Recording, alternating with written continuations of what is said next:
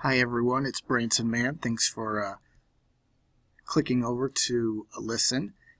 Feel free to contact me, ask@bransonman.com. You can also head on over to my website, bransonman.com. Check out some videos and some posts that I have. So a lot of people, when they find out I'm a revenue manager and I set the rates for hotel rooms, they say, how do you know what rate to set? And the key is finding the demand.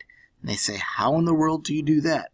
Over the last 2 years, I've developed a system, and I've decided I'm going to give it to you for free. I'm going to show you step by step how to find the demand curve and how you will know where to set your rates to get as much profit as possible from each room. This will be the end game. This is what it will look like in the end.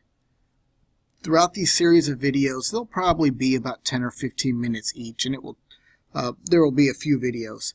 But I'll also teach you some shortcuts. For instance, like this. When we get to the end, this can be a little overwhelming, but we'll build it step by step, and it won't be that big a deal.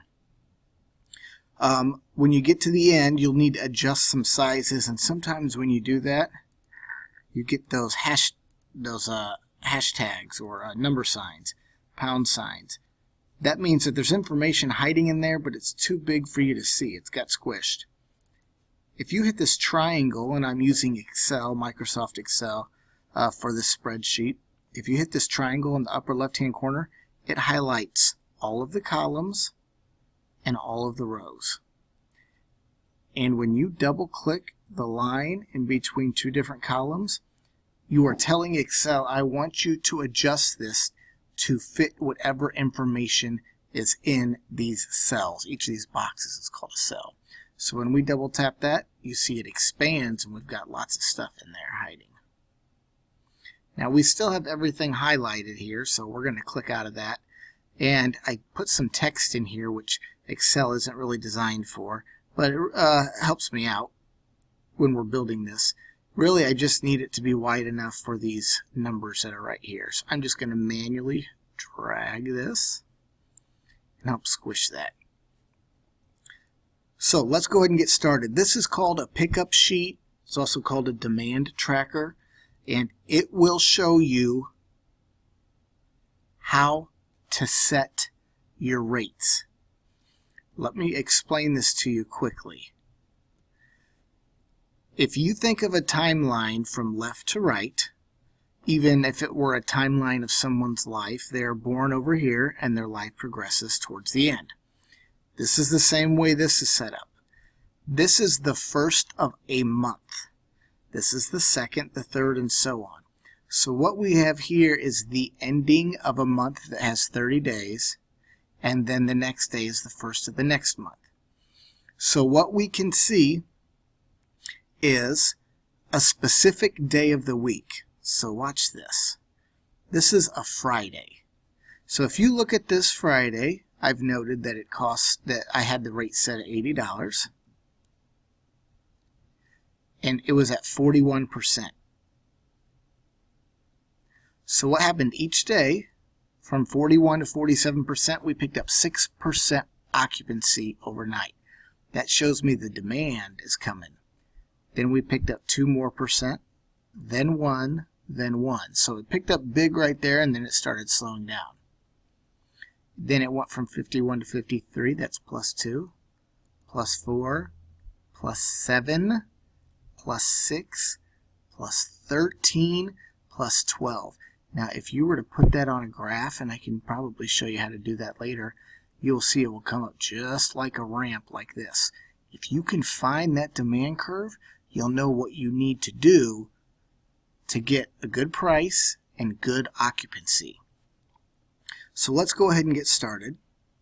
In Microsoft Excel, you can just click through to start a blank workbook, and I'll use the other one as reference too. I'm using another shortcut. It's Alt-Tab. If you take your left hand and your left thumb, you'll see an Alt next to the space bar.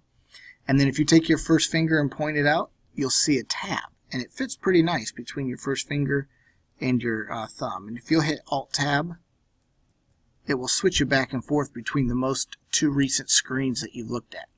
So let's go ahead and start here. This stands for day of week. So we're going to start the day of week and we're going to go down here. And I'm going to go ahead and peek and see. Let's look at August and see what that looks like. The 1st is a Tuesday for August. Okay. So we're going to have across the top here, and then we're also going to have on the left. So let's go day of week, and then we'll start with Tuesday the 1st. Day of week. This is Tuesday.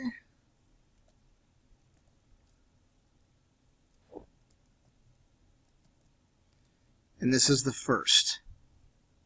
I'll go back in and put the month, but we're going to do some copy and pasting, so I'm going to wait. So let's just choose 3 letters for each day. Tuesday, Wednesday, Thursday, Friday. Now, if I'm going too fast for you, just hit the pause or start it over and watch it again. And again, if you get stuck, just send me an email and I'll help you out. Now, once we go Tuesday all the way back to Monday, we've made a complete cycle, a full week. 1, 2, 3, 4, 5, 6, 7 days. If you hold down the Shift button and highlight each of these, you can then go Control C. C stands for copy, and it copies all of those. Move it down 1, and we're going to go Control V like Victor, and it will paste all of those. Now we're going to do a month. A month is about 4 weeks, so let's do this a couple more times. 1 week, 2 weeks, 3 weeks, 4 weeks, and then we'll have a few more days, so let's post 1 more week. I hit escape to quit highlighting that, and that was pretty quick. Now this is the date, so we got the 1st, the 2nd, and the 3rd. Now what will happen, which is really cool, Excel is so smart it will be able to figure out what we're doing, but we have to tell it we want to look. So if you take your mouse and you hold down and drag your cursor, you can highlight those, and Excel will see that you've got a pattern that you're building. Each one is building by one. There's this little tiny box in the corner, and if you will hit that just right and hold down again with your cursor and drag, watch this. See, it's assuming you want 4 in the next, and then 5, and then 6. You can just drag this all the way down.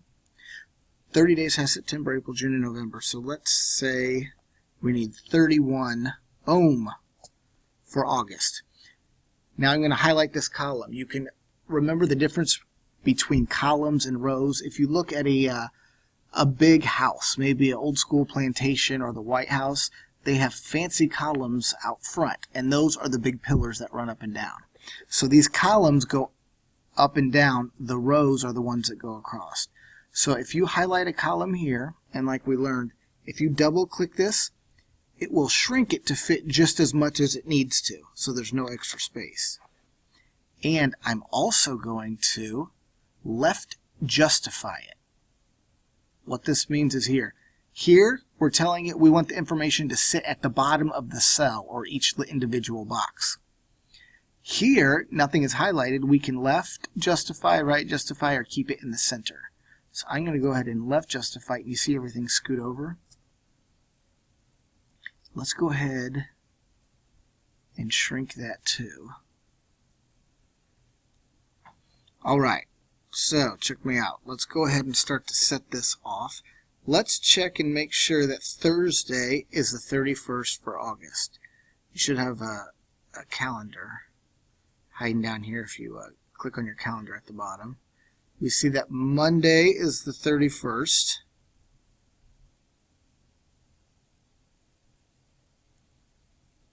Aha, that's the wrong month. I'm like, how in the world did that work out? Thursday is the 31st for August. Thursday is the 31st for August. See this right here? Okay, so we got that right. Now we're going to go ahead, I'm just going to set this off as a month, because what will happen is we'll end up building multiple months at a time. But just take your time and we'll just go one step at a time. So if we go to our home menu again, this is a cool box. This decides what lines you want to draw. Although you can see these gray lines here, they technically won't show up if you try to print. But sometimes you want the lines to be seen, and there's all kinds of things you can do to the different boxes. Now down here, I just want to draw a thick line all the way across. It helps keep me oriented so I know where I am coming up on when I start doing multiple months. Let's do a thick bottom border. And now watch when we click out of here. You can see now that's what a line that's going to print looks like. Okay, let's reference our previous. Let's go ahead and put the month in here. This will be good, especially when you start doing multiple months. And we might need to switch that because Excel tries to recognize what we're trying to do, and sometimes it guesses wrong. Okay, you see here I've got blue as the check-in date, green as the report date. We'll get to that in a minute. This will be the most difficult thing that you have to do, keeping these two things straight. But each day, as you build it one step at a time, it will be easier to understand, and you'll see the amount of information that it will let you see. You will begin to learn that on Thursdays in the summer, you typically grow 30% at a $70 rate. And when you start getting that kind of information, then you know if you're ahead of pace or behind pace, and then you can start manipulating the rates to achieve the occupancy and the rate, the amount of revenue that you need. But we'll get there. Okay, so across the top, we're going to reference the same. So let's go. This will be the 1st of August, and the 2nd and the 3rd and the 4th. And remember, we're going to go ahead and highlight this. We want to highlight these cells. Now, it thinks I'm trying to move this cell because it's not highlighting all of them, so I must have clicked in the wrong spot. So I'm going to move it back here. And if you make a mistake, just above this home, you can't see it, but just above this home there's a little back arrow, and that's an undo. It means I made a mistake. So let me try to highlight again. There we go. That looks right. Now remember, we're going to highlight and let go, and then we're looking for that little dark box right there. And that says Excel, I'm trying to make a pattern here. There's 5, 6. Okay, it did pick it up. Sometimes it might go 1, 2, 3, 4, and it thinks we want to do 1, 2, 3, 4 a bunch of times. So make sure you check that and look to see that it understands what it is that you're trying to accomplish. We decided August has 31 days. That is great. And all of those columns are highlighted. Let's go ahead and, actually I'm going to leave them that size because we're going to put bigger numbers in there. Let's go ahead. Should have done this. Let's highlight these again. And I want to center justify these. I want them sitting right in the middle of the column. And you can see that now they are. Okay, I got stuck over here, so I'm going to drag this back.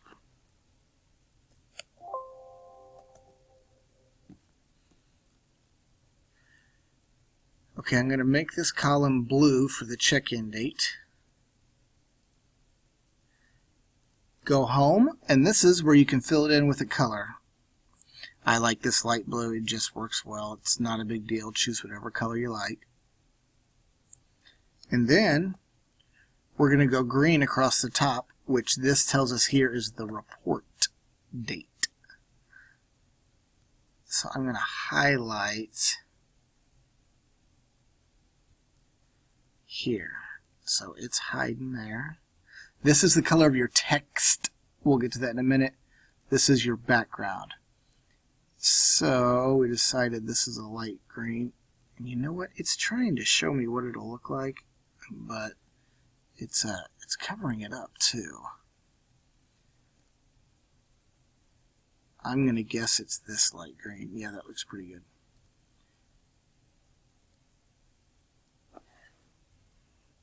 Now you can drag on this. It gives a definition of pixels. That could be in case you need to copy something or fit it on the screen. You also can make each row taller. So I'm going to stretch each of these a little bit because we're going to do report date and then check-in date. And we'll learn something else here in just a second. Report date.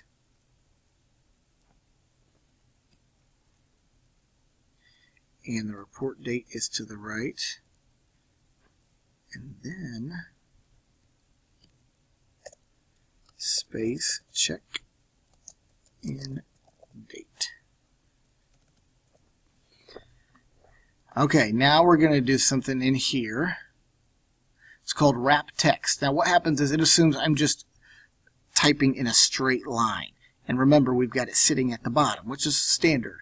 But I want it to say report date, and then, like here, I think I've already got this wrapped if it'll do it. See, it will sit underneath whenever I adjust that. So watch this. We're going to tell it to wrap text. And that means it will sit it on top. Now you say, oh, I don't have enough room. You just start adjusting here so that it ends up like you like it. That's how we like it. Now watch this. We want this to be green. So we're going to take the text and change it green. Maybe make it bold too. I think that helps. And then this check-in date will highlight. Home. Let's make that a dark blue. And let's make it bold. So the green corresponds with the green here. The blue corresponds here. Okay, we're making good progress.